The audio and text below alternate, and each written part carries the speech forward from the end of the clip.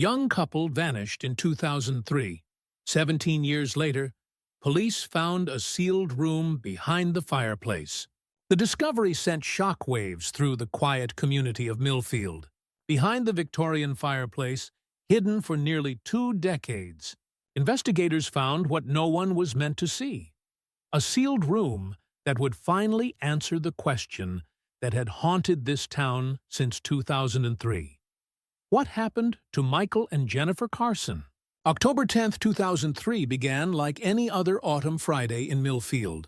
Michael Carson, 32, kissed his wife Jennifer, 29, goodbye as she left for her job at the local newspaper. The couple had moved to Millfield just 8 months earlier, charmed by the Victorian home with its ornate fireplace and the small town's friendly atmosphere. Neighbors would later describe seeing Michael walking their golden retriever, Samson, that morning. The same routine they'd witnessed countless times before. They were just normal, you know, recalled Eleanor Wilkins, who lived next door. The kind of couple who'd bring you cookies when you were sick. The kind who'd wave from their porch every evening. Her voice trembles slightly as she speaks to the camera, the weight of what came next still evident in her eyes. By Monday morning, concern had replaced routine. Jennifer hadn't shown up for work. Michael missed an important client meeting. Samson's desperate barking finally prompted Eleanor to call the police. When officers entered the Carson home, they found a scene that defied explanation. It was like they'd just vanished in the middle of their lives, explained Detective Robert Calloway, who was assigned to the original investigation. Coffee cups on the table, TV still on. The dog had food and water. Their wallets, phones, car keys, all still there. The detective's weathered face reveals the frustration of a case that remained unsolved throughout his entire career. For 17 years, the disappearance of the Carsons became Millfield's most enduring mystery. Theories ranged from voluntary disappearance to foul play. But with no bodies, no ransom demands, and no evidence of violence, the case eventually went cold. But what if this was just the beginning of a much darker story? In January 2020, retired history teacher Marion Hollis purchased the renovated Victorian at a significant discount, unaware of its notorious past. The real estate agent, legally required to disclose the property's history, had mentioned only that the previous owners had moved away suddenly. The omission would later result in a lawsuit, but by then, Marion had unwittingly become entangled in something far more consequential than real estate disclosure laws. The water damage that appeared after the first major storm seemed innocent enough. The slight discoloration beside the living room fireplace prompted Marion to call contractors, expecting a simple repair. What they discovered instead would reopen wounds that Millfield had spent years trying to forget. "Ma'am, there's something strange about this wall," the contractor said, tapping the plaster beside the fireplace. "It's hollow, but it shouldn't be." As workers carefully removed the damaged section, they revealed what appeared to be a sealed door, and beyond it, a room that shouldn't exist. But what secrets had been hiding behind that wall for 17 years? And why would someone go to such lengths to conceal them? "I've never seen anything like it," whispered Police Chief Daniel Morgan as he stepped into the hidden room. The beam of his flashlight cut through 17 years of darkness, revealing walls covered with photographs, maps, and newspaper clippings. In the center stood a metal desk with sophisticated recording equipment, all meticulously preserved, as if waiting for someone to return. The discovery brought a flurry of activity to the once quiet Victorian home. Crime scene technicians photographed every inch of the room, while detectives carefully catalogued its contents. For Marion Hollis, watching from the hallway, the realization that she had been sleeping mere feet away from this chamber for months sent chills down her spine. It was like finding a time capsule, Marion later recalled, her historian's mind already piecing together the puzzle. But not one meant for discovery. This was a room designed to hide something, or from something. As investigators worked, the news spread through Millfield with the speed of wildfire. For a town that had never truly recovered from the Carsons' disappearance, The sealed room reignited old fears and suspicions. "I always said something wasn't right about how they vanished," muttered Harold Jenkins, owner of the local hardware store, to a growing crowd at his counter. "Normal folks don't just evaporate without a trace." The murmurs of agreement around him reflected the town's collective memory, a wound that had never fully healed. But what exactly had the Carsons been involved in? The answer began to emerge as police examined the room's contents. The walls displayed maps of Millfield with the town's water system highlighted in red. Newspaper clippings documented a series of seemingly unrelated health complaints from residents. Photographs showed industrial discharge pipes from the Millfield manufacturing plant, the town's largest employer, releasing cloudy water into the river that fed the local reservoir. Most disturbing were the labeled water samples stored in a small refrigerator that had long since lost power. Each vial contained a date, location, and a series of chemical compounds written in Jennifer Carson's neat handwriting. They weren't just journalists, Detective Sophia Ramirez, lead investigator on the reopened case, explained. They were environmental investigators, gathering evidence of water contamination. But if the Carsons were simply conducting an investigation, why disappear? Why create a sealed room behind a false wall? And most importantly, where had they gone? For Marion Hollis, these questions became an obsession. Despite warnings from authorities to leave the investigation to professionals, the retired teacher couldn't help but see parallels to historical cases she'd studied.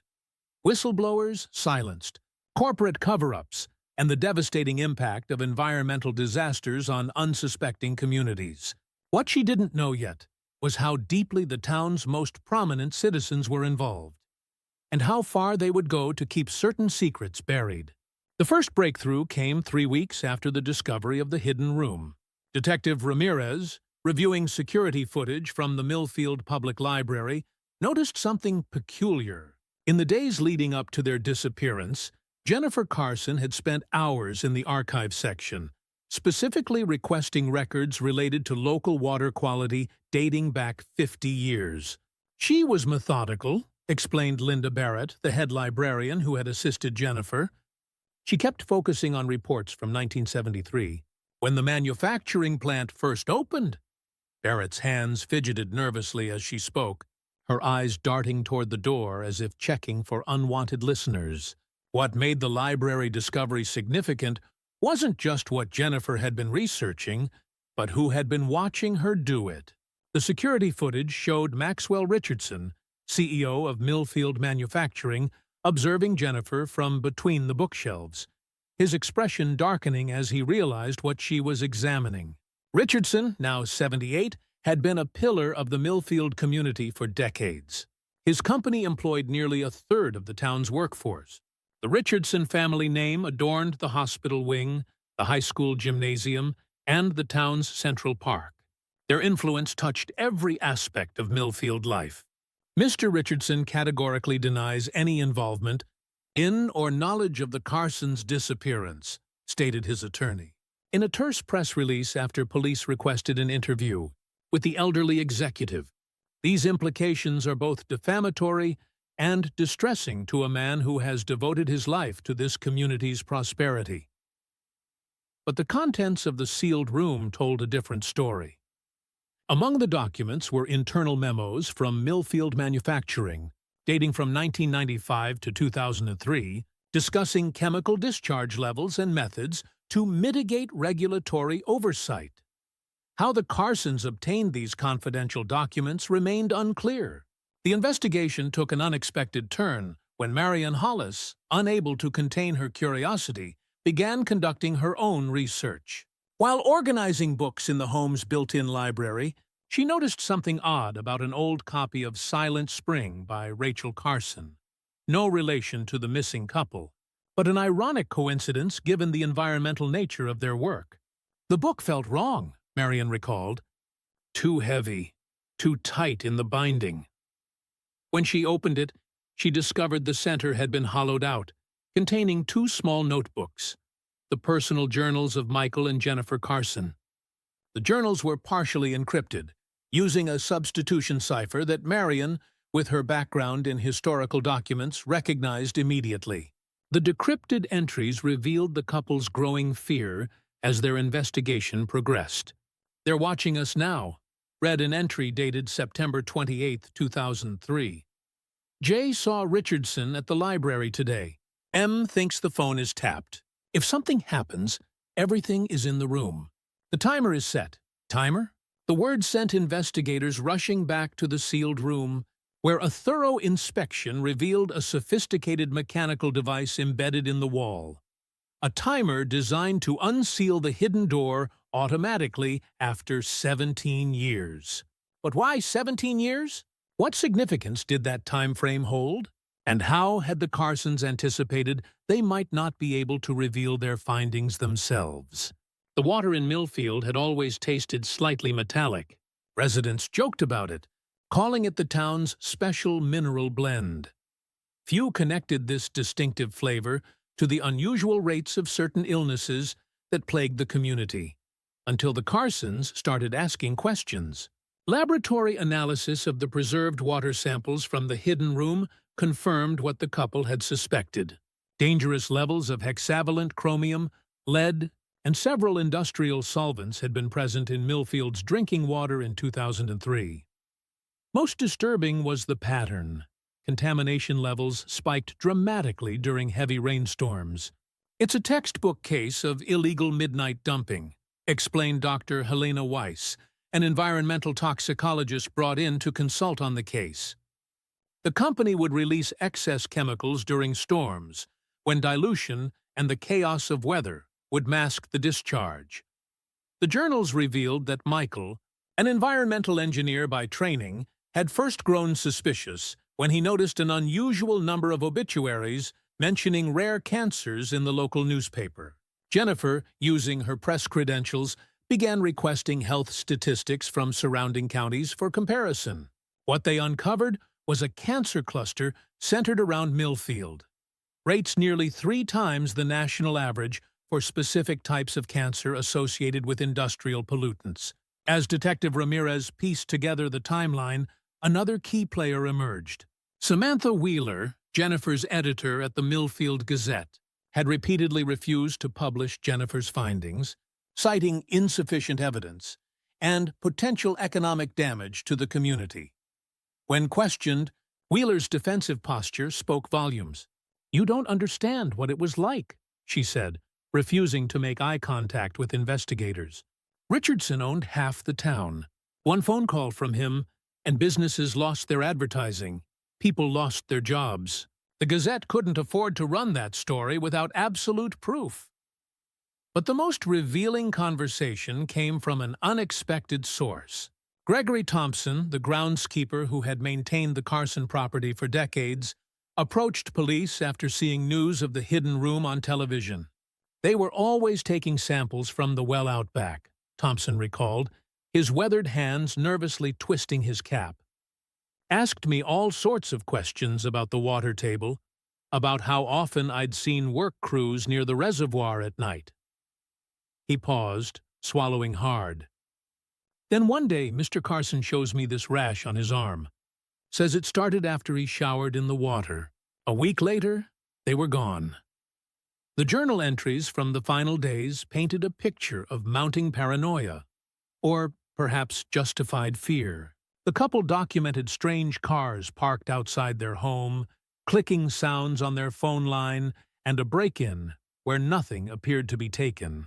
The last entry, dated October 9, 2003, was chillingly prescient. "If we stay, we're dead. If we run, we might have a chance to finish this. The storm is coming tomorrow night.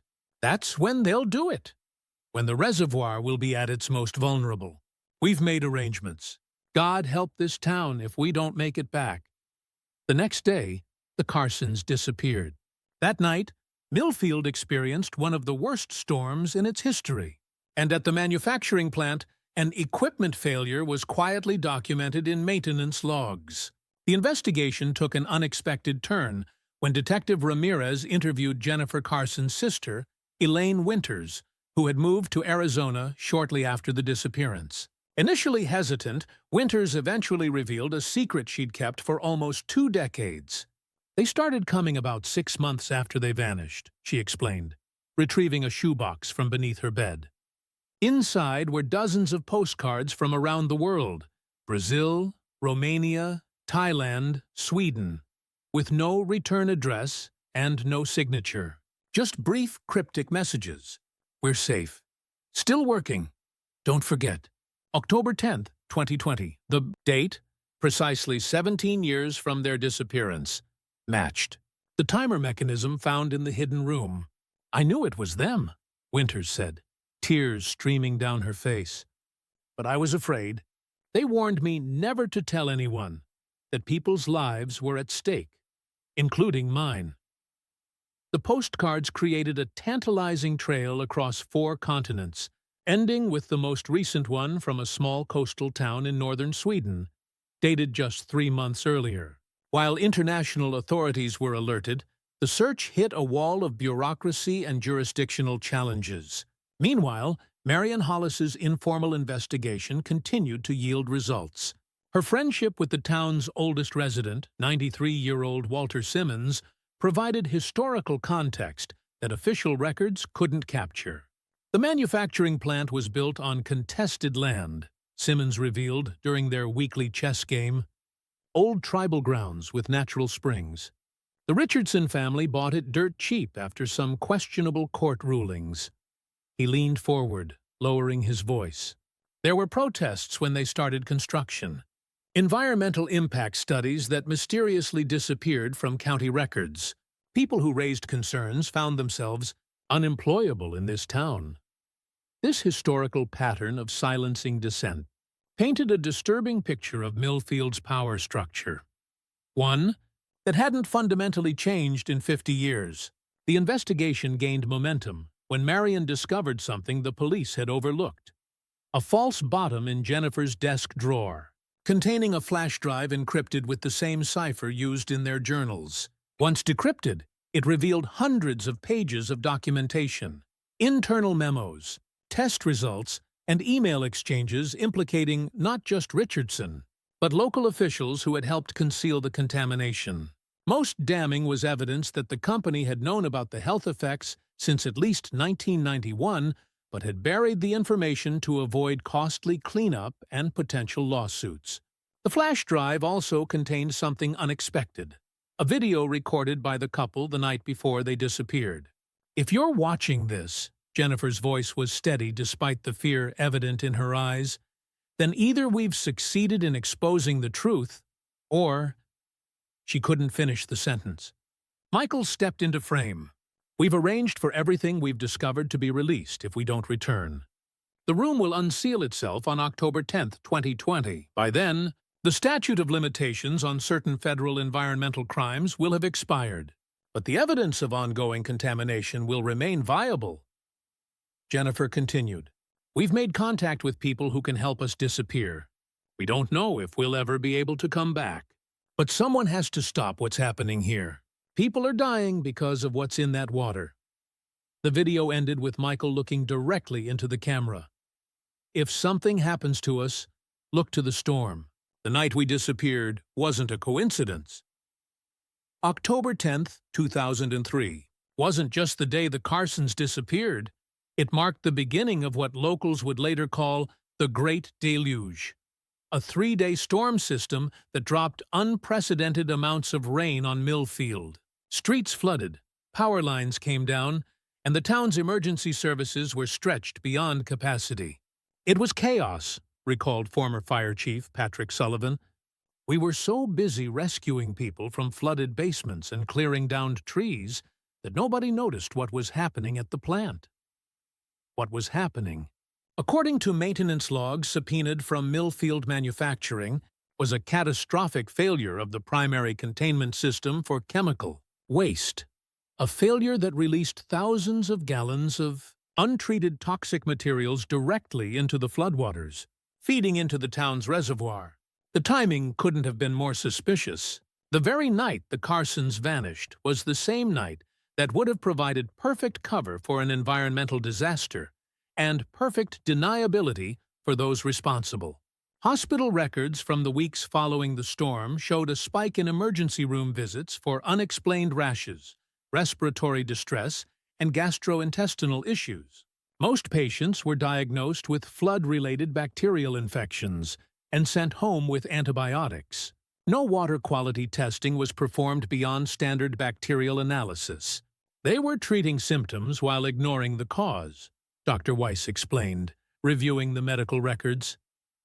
Classic toxic exposure patterns were misdiagnosed or deliberately obscured.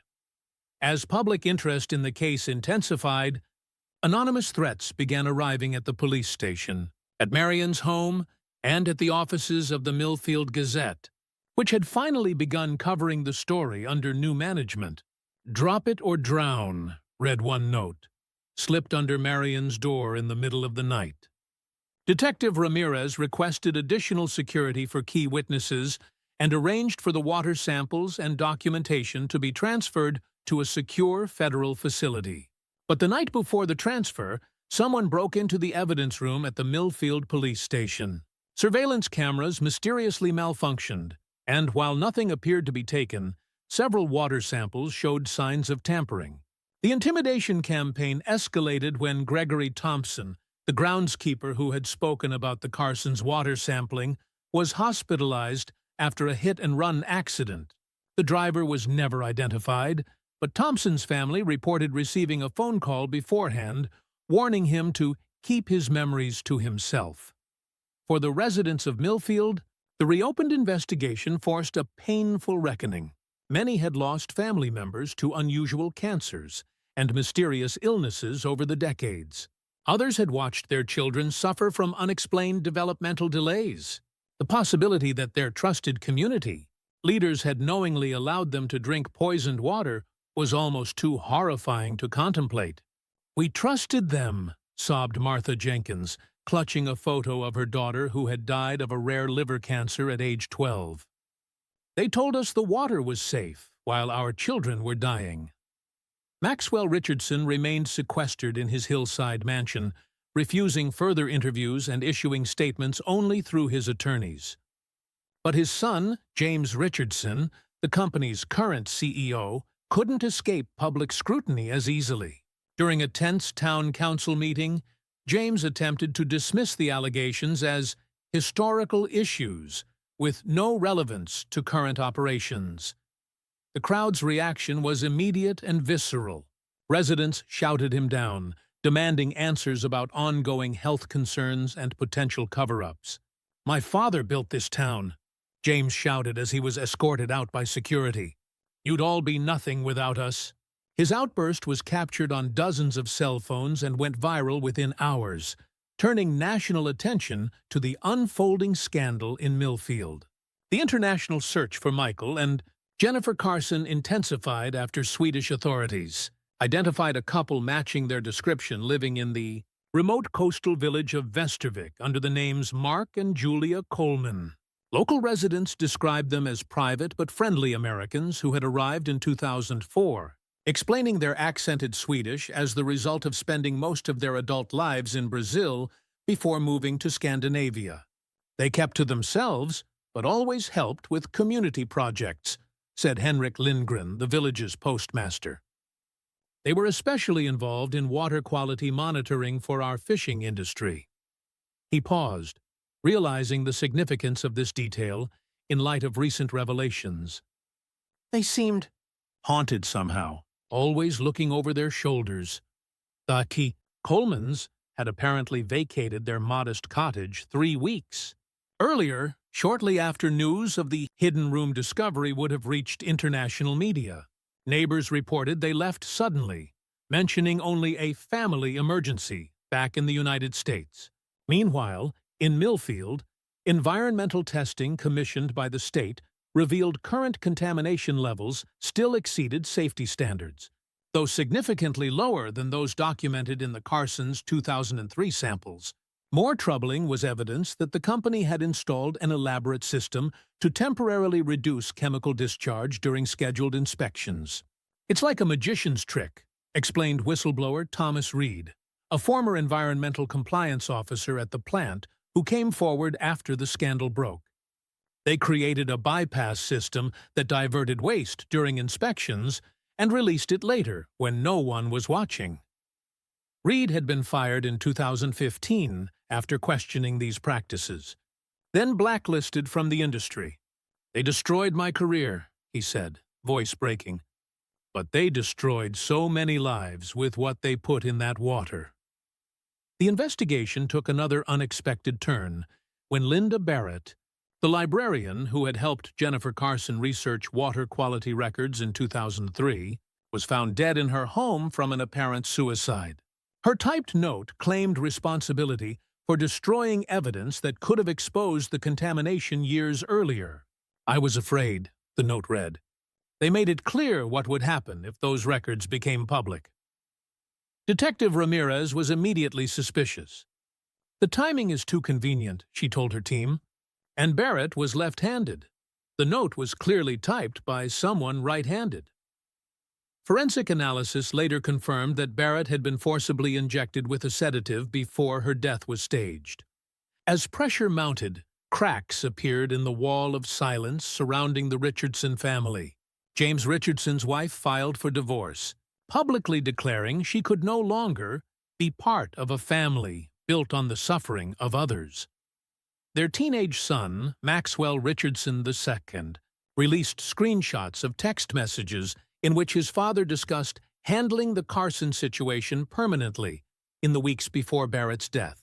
With a search warrant finally approved for Richardson's estate and corporate headquarters, investigators discovered a hidden safe containing surveillance photos of the Carsons taken in the days before their disappearance. More damning was a series of invoices from a private security firm, specializing in problem resolution and threat management. The official investigation had now expanded to include not just environmental crimes, but conspiracy, obstruction of justice, and potentially murder. Federal authorities took over, establishing a joint task force with international law enforcement to locate the Carsons, both as key witnesses and for their own protection. For Marion Hollis, who had unwittingly initiated this cascade of revelations, the personal cost was mounting. Anonymous threats had forced her to temporarily relocate. Her reputation was under attack by Richardson loyalists, and the stress had exacerbated her pre-existing heart condition. Yet she remained resolute.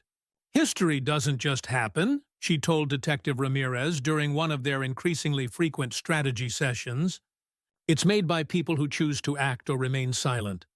The Carsons chose to act, knowing the cost.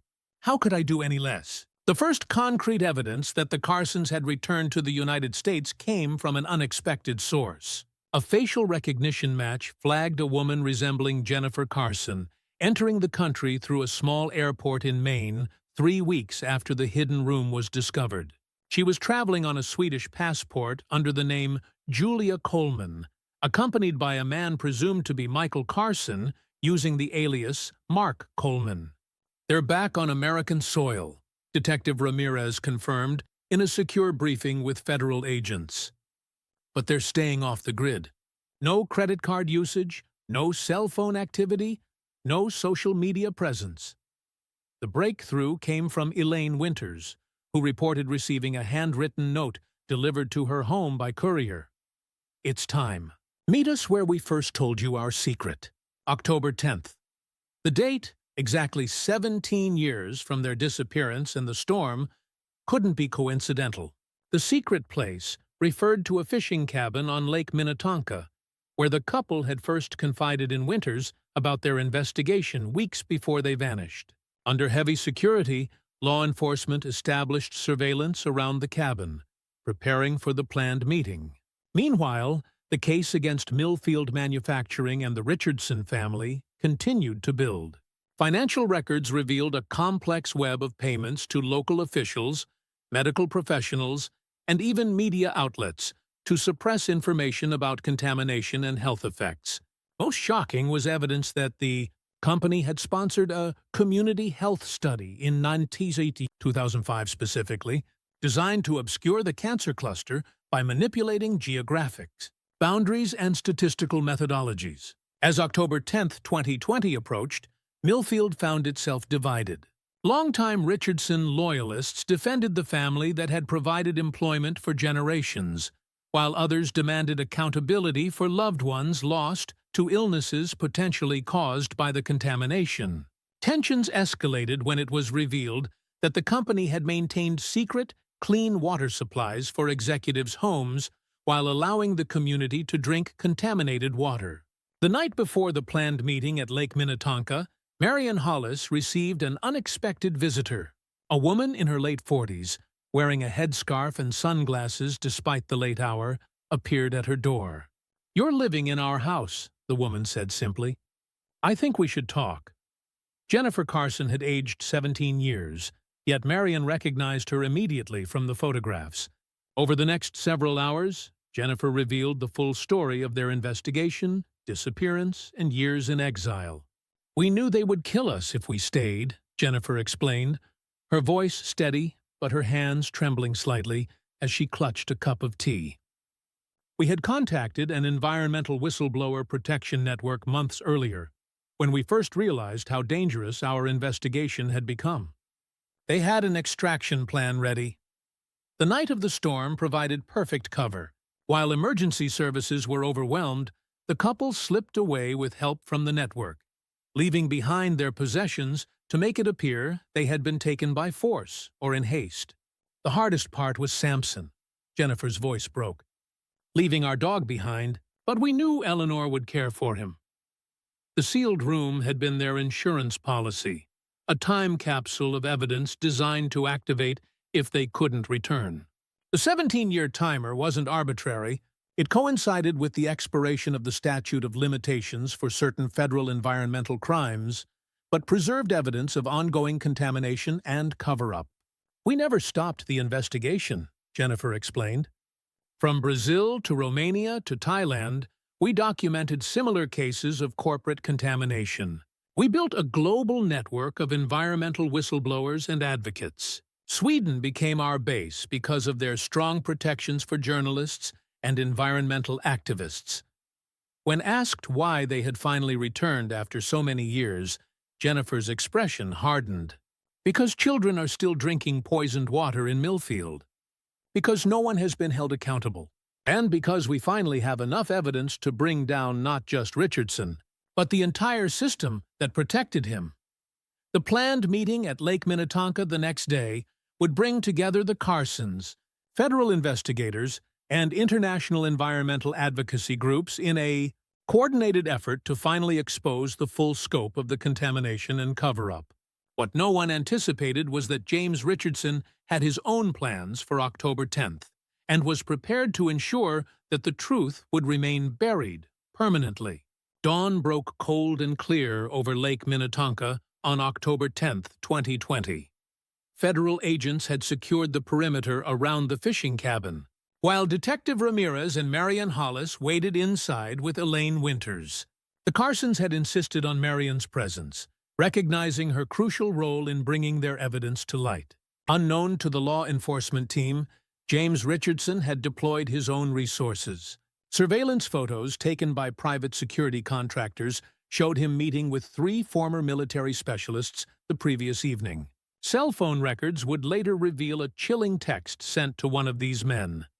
"No loose ends this time." As the appointed hour approached, tension mounted in the cabin.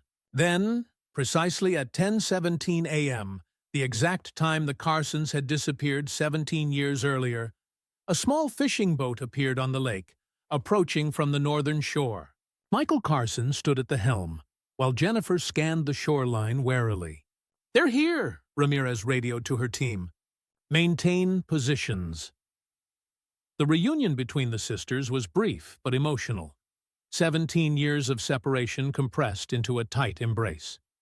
Michael Carson appeared older than his 49 years, his once dark hair now completely gray, his face weathered by stress and constant vigilance. "We don't have much time," he said after quick introductions. "Richardson knows we're back. He's already tried to access our Swedish residence." The Carsons had brought additional evidence gathered during their years abroad, documentation, of a global pattern of environmental crimes by Richardson's international subsidiaries, testimony from former employees who had witnessed deliberate contamination, and medical records showing identical disease patterns in communities near Richardson facilities worldwide. Most significant was a portable drive containing financial records provided by a whistleblower inside Richardson's Cayman Islands bank. The records detailed payments to a network of scientists who produced fraudulent studies, politicians who blocked regulations, and physicians who misdiagnosed contamination symptoms. "This isn't just about Millfield anymore," Jennifer explained, spreading maps across the cabin's small table. "It's about dozens of communities around the world. Richardson has been using the same playbook globally. Contaminate, utan fiedertien fauthiederthutun, cover up, silence whistleblowers, control local officials." As they reviewed the evidence, a security alert came through Ramirez's radio. Sensors had detected movement in the woods surrounding the cabin. Moments later, the distinctive crack of a rifle shot shattered the morning stillness, followed by the sound of breaking glass as a bullet pierced the cabin window. "Everyone down!" Ramirez shouted as she radioed for backup. "We have an active shooter situation." What followed was 40 minutes of terror, as Richardson's hired gunmen attempted to breach the perimeter established by federal agents. In the ensuing firefight, 2 agents were wounded, and one of the attackers killed. The remaining attackers retreated into the dense forest, but not before setting fire to the surrounding trees in an attempt to flush out those inside the cabin. As smoke filled the air and flames approached, evacuation became necessary. Under protective cover, the group made their way to waiting vehicles, the precious evidence clutched tightly in Michael Carson's arms. "This is what we faced 17 years ago," Jennifer said quietly as they sped away from the burning woods. "But this time, we're not running." The attack transformed the case overnight. What had been an environmental investigation became a high-profile federal case involving attempted murder of witnesses and law enforcement officers.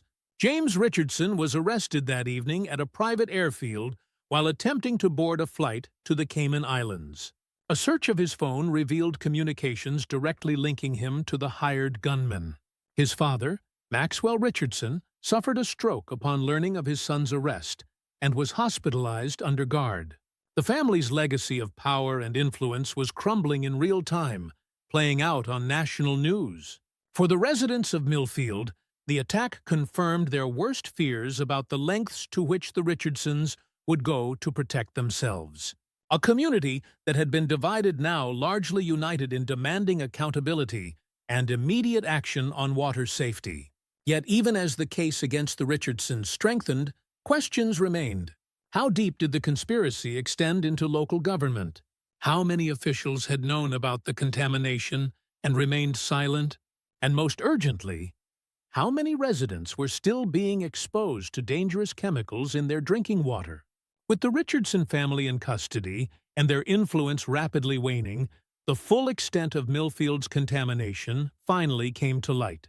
Emergency testing revealed that while the main water supply had improved somewhat since 2003, certain neighborhoods, primarily lower-income areas furthest from the treatment plant, still showed dangerous levels of hexavalent chromium, lead, and industrial solvents.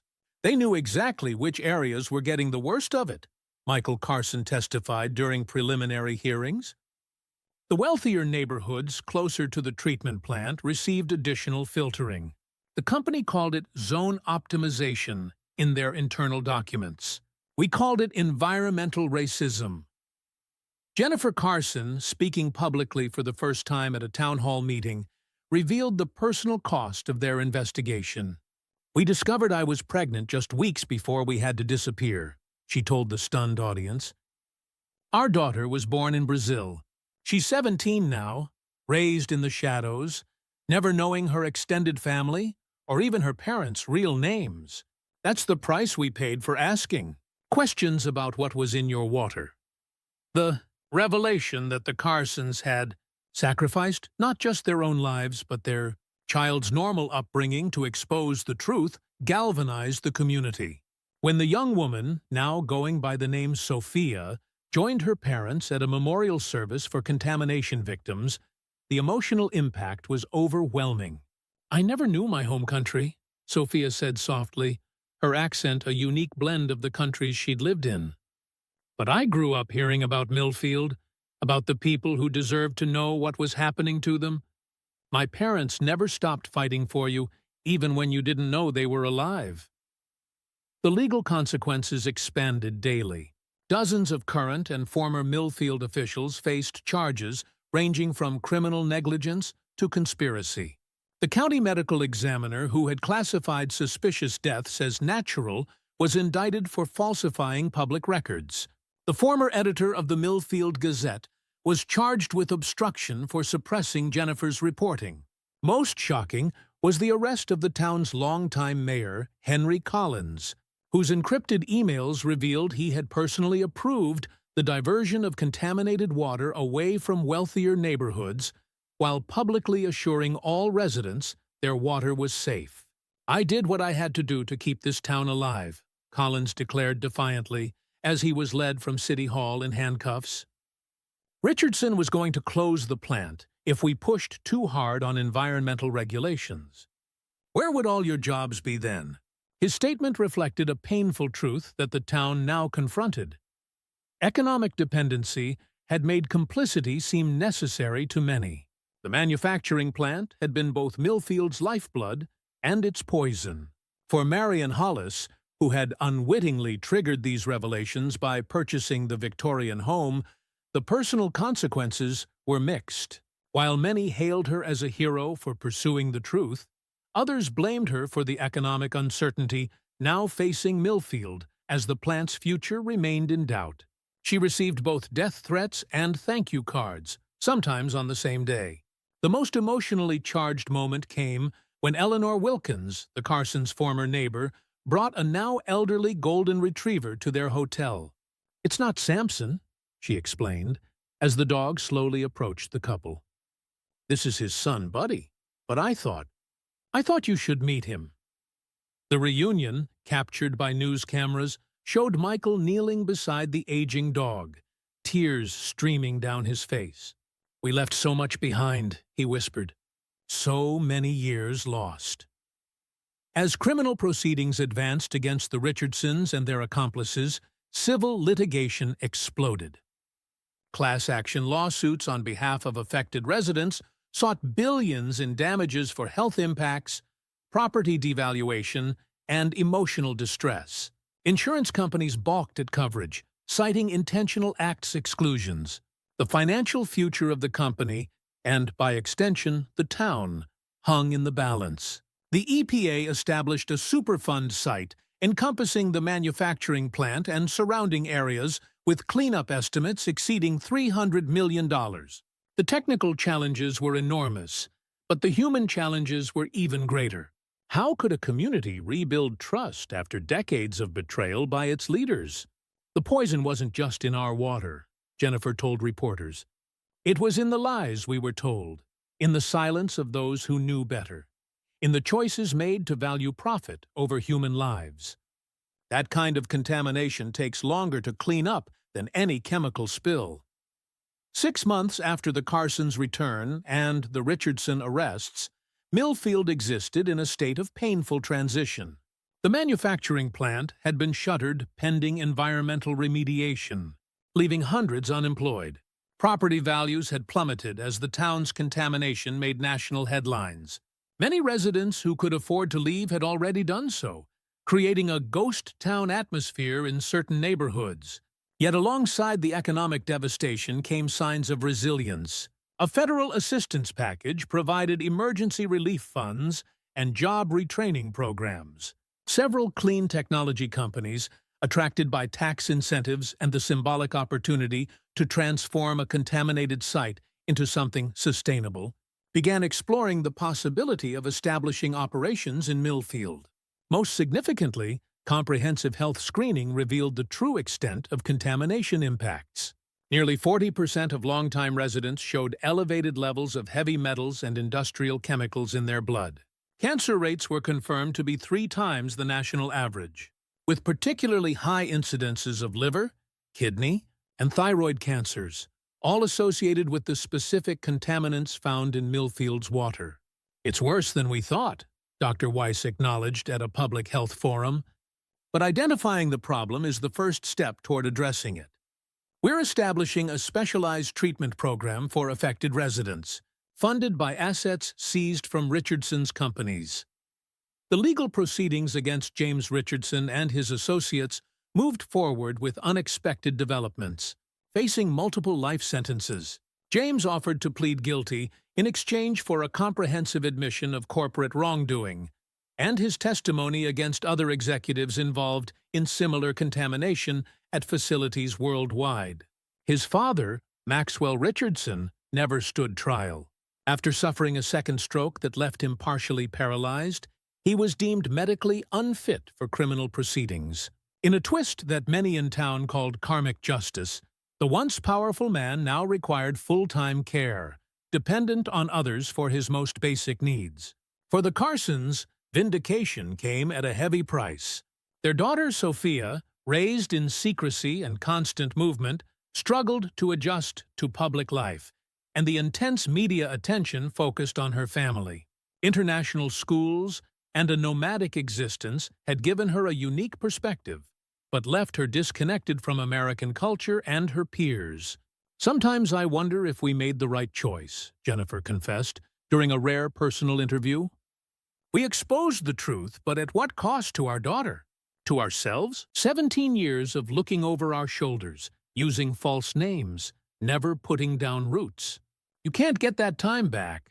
Michael, who had developed Parkinson's disease potentially linked to his own exposure while collecting water samples, faced his diagnosis with the same determination that had characterized their investigation.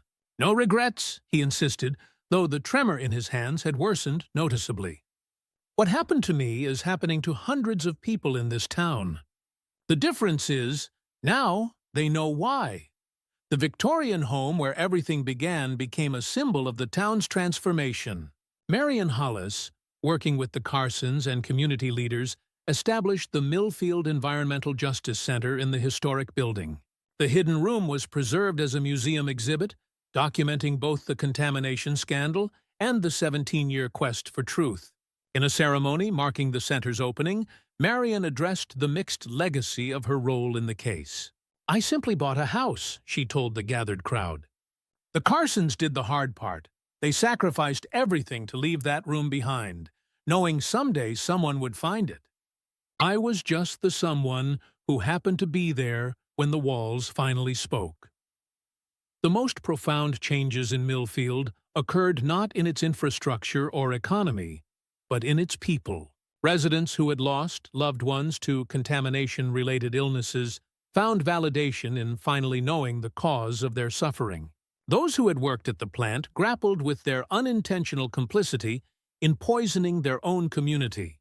Former Richardson loyalists confronted the cognitive dissonance of having defended those who knowingly endangered their families. "We were all drinking the same water," reflected Pastor David Wilson during a community healing service. "Some of us were also drinking the lies. Forgiveness of others and ourselves is part of our recovery as a town." As criminal sentencing approached for those convicted in the conspiracy, the question of justice remained complex. No prison term could restore 17 lost years to the Carsons. No financial settlement could bring back the dead. No environmental cleanup could completely erase decades of contamination. Yet, in the painful reckoning, a different kind of healing began. Transparency replaced secrecy, accountability replaced impunity, and, most importantly, truth, however delayed, however costly, finally flowed through Millfield like the clean water its residents had been denied for so long. The international dimensions of the Millfield case expanded dramatically when the files provided by the Carsons led to investigations of Richardson facilities in 9 countries. Similar patterns of contamination, corruption of local officials, and suppression of health data emerged across multiple continents. "This wasn't just about one town or one factory," Michael Carson explained to a congressional committee investigating industrial water pollution. It was corporate policy, standardized procedures for minimizing environmental compliance costs through what they internally called regulatory management strategies. These strategies, detailed in confidential Richardson corporate manuals, included specific instructions for cultivating relationships with local officials, methods for timing chemical releases to avoid detection, and protocols for discrediting or intimidating potential whistleblowers. Most disturbing was the Community Health Management section, which outlined techniques for manipulating public perception of illness clusters, including funding misdirective research and establishing relationships with key medical providers to influence diagnosis patterns. They created a playbook for poisoning communities and getting away with it, Jennifer testified, her voice steady despite the horrifying content she described. Millfield wasn't an accident or an oversight. It was the deliberate implementation of corporate policy. For the residents of Millfield, these revelations brought a complex mix of emotions. The knowledge that their suffering was intentional deepened their sense of betrayal, but confirmation that other communities worldwide had experienced similar fates created unexpected solidarity. Support groups formed connecting Millfield residents with their counterparts in affected towns from Brazil to Indonesia. These international connections led to the formation of the Global Alliance Against Corporate Contamination, advocating for stricter environmental regulations and enhanced protections for whistleblowers.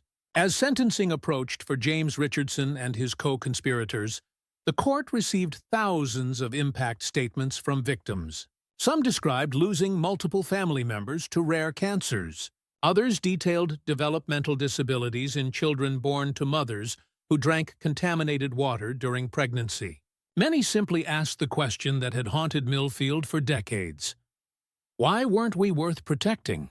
The judge, visibly moved by these testimonies, imposed the maximum sentences allowed by law. James Richardson received 220 years, effectively life without parole, while former Mayor Henry Collins received 30 years for his role in diverting contaminated water to poorer neighborhoods.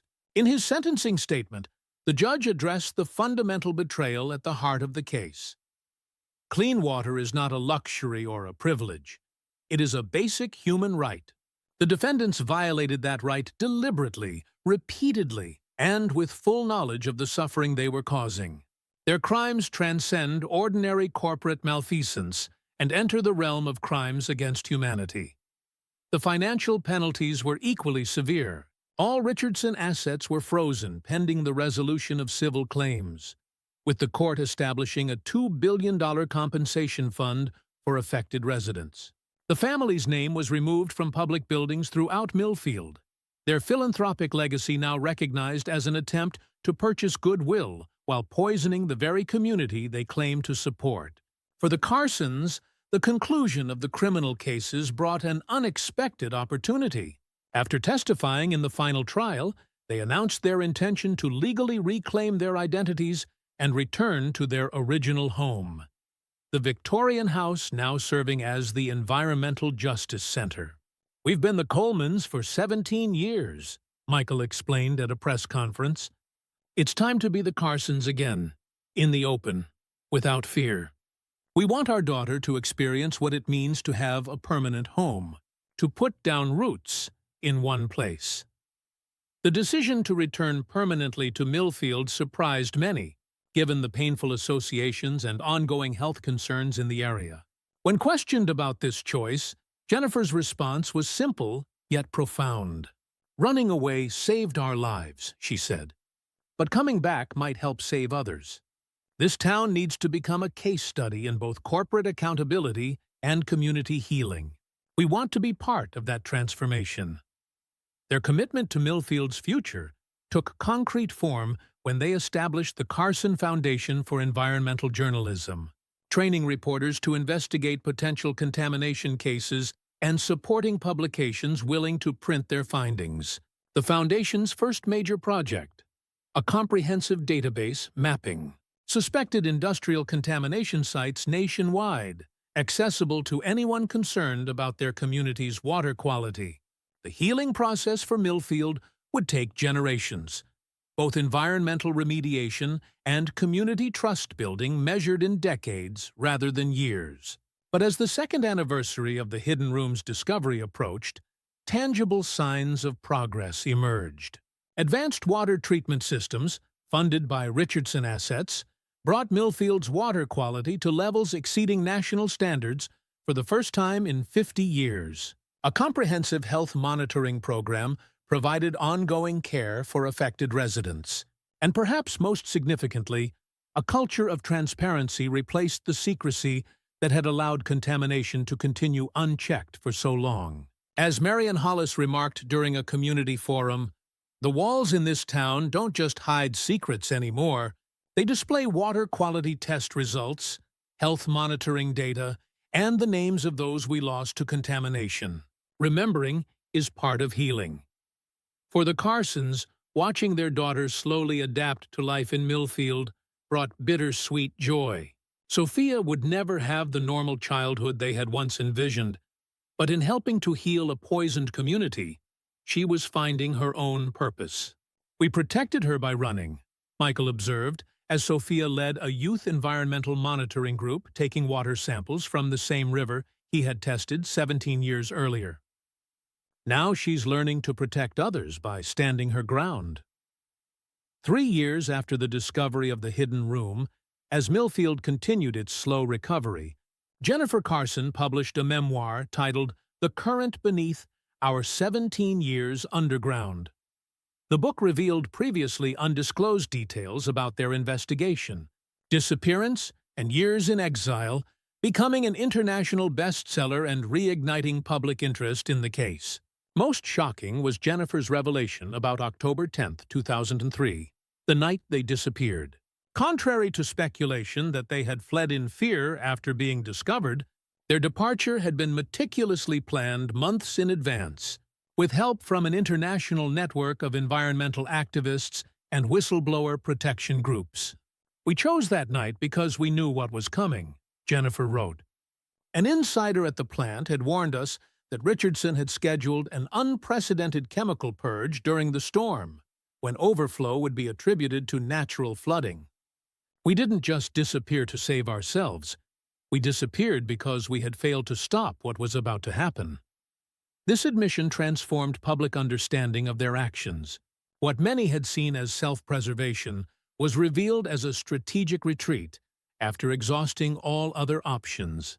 "We tried everything," Michael elaborated in interviews following the book's release. "We approached regulatory agencies who were compromised by Richardson influence. We attempted to publish our findings, but media outlets refused the story. We even sent anonymous warnings to state environmental officials, who dismissed them as eco-terrorism threats." Their final act before disappearing had been to mail evidence packages to multiple federal agencies, packages that were intercepted or buried before reaching their intended recipients. The sealed room was their last resort, a time capsule of truth designed to emerge after they either returned or were confirmed dead. The book also detailed the network that had helped them vanish, an underground railroad of sorts for environmental whistleblowers, connecting them with new identities, housing, and employment in countries where they could remain beyond the reach of corporate retaliation. "We weren't alone," Jennifer revealed. "There are dozens of former scientists, engineers, and journalists living under assumed names worldwide, people who discovered corporate malfeasance and were forced to choose between silence and exile." This revelation prompted congressional hearings on whistleblower protections, with legislators expressing alarm at the existence of a shadow network necessary to protect those exposing environmental crimes. New legislation strengthening legal shields for environmental whistleblowers was fast-tracked, informally dubbed the Carson Act. In Millfield, the book's revelations reopened wounds that had begun to heal. Residents struggled with the knowledge that federal agencies had received warnings about the contamination and failed to act. Some questioned whether the Carsons should have found another way to expose the truth without disappearing for 17 years, allowing the poisoning to continue. These tensions came to a head during a town hall meeting where Jennifer and Michael faced their critics directly. One elderly man, who had lost his wife and daughter to rare cancers, stood with tears streaming down his face. "I understand why you ran," he said, voice breaking. "But while you were building a new life somewhere else, we were still drinking that water. My family died while you were safe." The silence that followed was devastating. Finally, Michael responded, his voice barely audible, his Parkinson's tremor pronounced under the emotional stress. "You're right," he acknowledged. "That's the burden we carry every day, knowing we failed to stop it in time, knowing what happened while we were gone. We made an impossible choice, and people suffered for it. I'm sorry doesn't begin to cover it, but it's all I have to offer."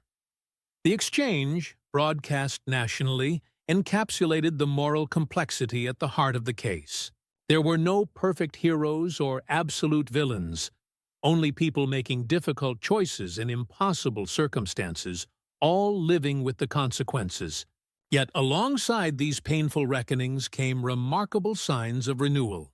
The former manufacturing site, after extensive remediation, was transformed into a solar power facility and environmental research campus, creating new jobs while symbolically converting a source of poison into a source of clean energy.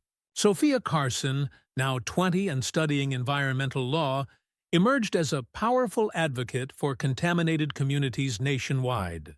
Her unique perspective as the child of whistleblowers gave her credibility with both activists and policymakers. "I grew up watching my parents sacrifice everything for strangers," she told a United Nations environmental conference. "Their choice shaped my entire life. The question isn't whether they made the right decision. The question is why such decisions are necessary at all. Why must people choose between truth and safety? Between justice and survival?" For Marion Hollis, whose purchase of the Victorian home had unwittingly set everything in motion, the case's legacy was deeply personal. Now, in her 70s, she had become a surrogate grandmother to Sophia and a trusted confidant to the Carsons. Her role in the discovery had transformed her from a retired teacher to a nationally recognized advocate for environmental transparency. "I sometimes think about parallel universes," she mused during an interview for the case's 3rd anniversary. "In one, I never buy that house. The room stays sealed. The Carsons remain ghosts. The water stays poisoned. Sometimes the smallest choices, like noticing a wall that seems too shallow, can change everything." As the criminal cases concluded and civil litigation entered its final phases, Millfield had become both a cautionary tale and a beacon of possibility, a community determined to transform its poisoned legacy into a model for environmental justice and corporate accountability. Yet one final chapter remained to be written in the story of the sealed room and the couple who created it. A chapter that would bring the 17-year saga full circle, returning to the night of the storm that had changed everything. On the 5th anniversary of the Hidden Room's discovery, Millfield held a commemoration ceremony at Memorial Park, once named for the Richardson family, now dedicated to victims of the contamination. The event marked both remembrance of those lost and celebration of the town's ongoing recovery. The transformations were evident everywhere. New businesses had replaced those that closed after the plant shut down. A state-of-the-art medical research center specialized in treating conditions linked to industrial exposure. The water treatment facility, rebuilt with cutting-edge technology, now served as a training site for environmental engineers from around the world.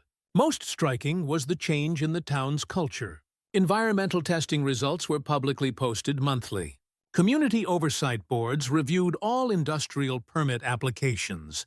Children learned water quality monitoring in science classes.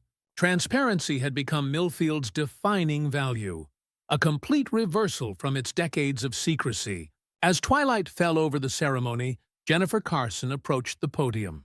Now, in her early 50s, she had become a respected environmental journalist, her work informed by both professional expertise and lived experience.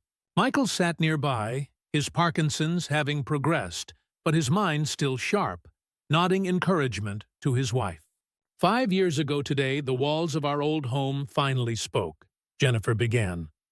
Today, I want to share one last piece of the story, something we've never publicly disclosed, something we needed time and distance to understand ourselves. The crowd fell silent as Jennifer described the final hours before their disappearance in 2003. After learning of the planned chemical released during the coming storm, they had made a desperate, last-minute attempt to prevent it. "We broke into the plant that night," she revealed, her voice steady despite the gravity of her confession. "We had access cards copied from a sympathetic employee. We planned to document the purge preparations and transmit the evidence in real time to federal authorities. What they discovered instead was catastrophic. The scheduled release was far larger than anticipated, enough toxic material to potentially poison the water supply for years, not months, and they were detected during their infiltration. We were confronted by security personnel who recognized us despite our disguises," Jennifer continued. "There was a struggle. In the chaos, Michael was badly injured, and a security guard fell, striking his head. They fled, helping each other through the storm, believing the guard might be dead and that they would be framed for murder in addition to industrial espionage. We made the decision to disappear that night, not just because we feared for our lives, but because we believed we might be responsible for someone's death. We carried that guilt for 17 years. The truth," Jennifer explained, "only emerged during the federal investigation following their return. Security footage recovered from archived Richardson files showed the guard regaining consciousness minutes after their escape. He had suffered a concussion but survived. More significantly, the footage captured Richardson executives arriving shortly afterward, viewing the sabotaged release system and ordering the security breach concealed. They covered up our break-in because it would have exposed what they were planning to do that night," Michael added, joining his wife at the podium. Our failed attempt actually prevented the worst of the release. The system we damaged couldn't be fully repaired before the storm peaked. This final piece of the narrative completed the circle, explaining both why the Carsons had fled so suddenly and why the contamination, while severe, hadn't been as catastrophic as the planned release would have made it. "We ran believing we had failed completely," Jennifer concluded. "We didn't know that our failed attempt had actually mitigated the disaster. It doesn't erase the harm that still occurred, but it's a truth we needed to share." The revelation brought a complex catharsis to the community. For many, it reinforced the Carsons' commitment to preventing the contamination, even at tremendous personal risk. For others, it raised questions about whether earlier, more drastic action might have been warranted. As the ceremony concluded, Sophia Carson unveiled a permanent installation at the park's center. A clear column of water, continuously filtered and tested, with real-time quality measurements displayed alongside the names of contamination victims. The monument served as both memorial and promise. Never again would Millfield's water flow clouded by either chemicals or lies. In the years that followed, the case's impact extended far beyond one small town. Carson's Law established the strongest whistleblower protections in American history for those exposing environmental crimes. The Richardson prosecution became a landmark case in holding corporate executives personally accountable for environmental damage. The systematic documentation of Millfield's health impacts created the most comprehensive study of industrial contamination effects ever compiled. For the Carsons, the final chapter brought not perfect resolution, but sustainable peace. The burden of secrets, those kept from others and those kept from themselves, had finally lifted. In their original home, now shared with Marion Hollis as an extended family unit, they found the belonging that 17 years of exile had denied them. The sealed room that had preserved truth through years of darkness remained intact at the Environmental Justice Center. Glass walls now replacing the concealing plaster, transforming a hidden chamber into a transparent reminder of both corporate malfeasance and the power of persistent truth-seeking. Visitors often paused longest at the room's most haunting feature, the timer mechanism, precisely engineered to unseal the door after exactly 17 years. Its meticulous craftsmanship reflected both the desperation and determination of the couple who created it. People, forced to calculate how long corruption could continue before truth would finally break through. As one young visitor asked Sophia during a tour, "Weren't they afraid someone would find it earlier?" "I think they hoped someone would," she replied. The timer wasn't just their insurance policy. It was their act of faith that eventually someone would care enough to look behind the walls we take for granted. In Millfield, where toxic secrets had once flowed as freely as contaminated water, that faith had finally been rewarded, not with perfect justice, but with the enduring power of truth that refuses to remain buried, no matter how thick the walls built to contain it.